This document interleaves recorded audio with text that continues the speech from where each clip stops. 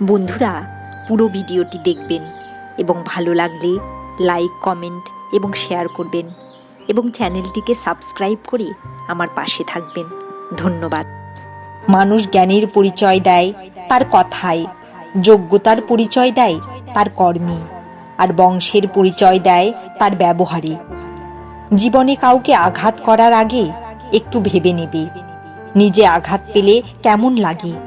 মনে রাখবে, কাউকে কাঁদিয়ে বেশি দিন ভালো থাকা যায় না। স্বার্থ আর অর্থ ভালো মানুষকেও অমানুষ করে তোলে। মানুষ তো সবার ঘরে জন্মায়, কিন্তু মনুষ্যত্ব সবার থাকে না। বিশ্বাসঘাতককে গালাগালি না দিয়ে ধন্যবাদ দাও, কারণ সে তোমায় মানুষ চিনতে শিখিয়েছে। সম্পর্ক শব্দটা খুব ছোট, কিন্তু সম্পর্ক ধরে রাখাটা ভীষণ কঠিন। পৃথিবীতে কত সুন্দর সুন্দর মুখ, কিন্তু কোনটা মুখ আর কোনটা মুখোশ চেনাটাই বড় কঠিন। মানুষকে সময়ে নয়, অসময়ে চেনা যায় বেশি।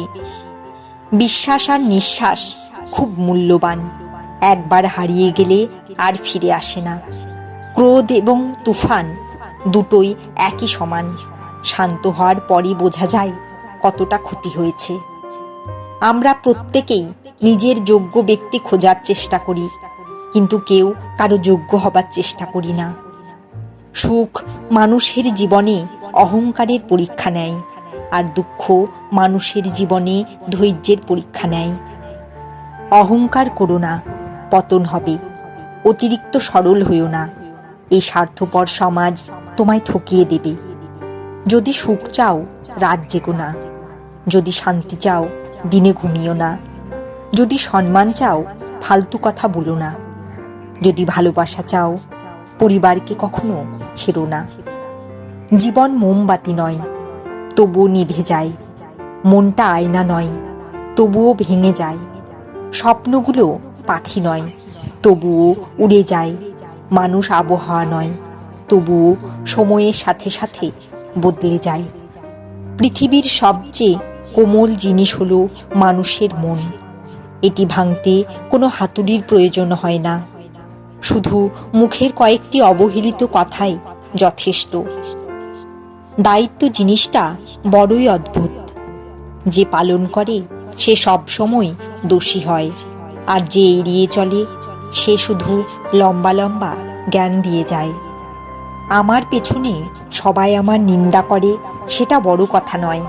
বড় কথা হলো নিন্দা করতে গেলেও তাদেরকে আমার পেছনেই থাকতে হয়।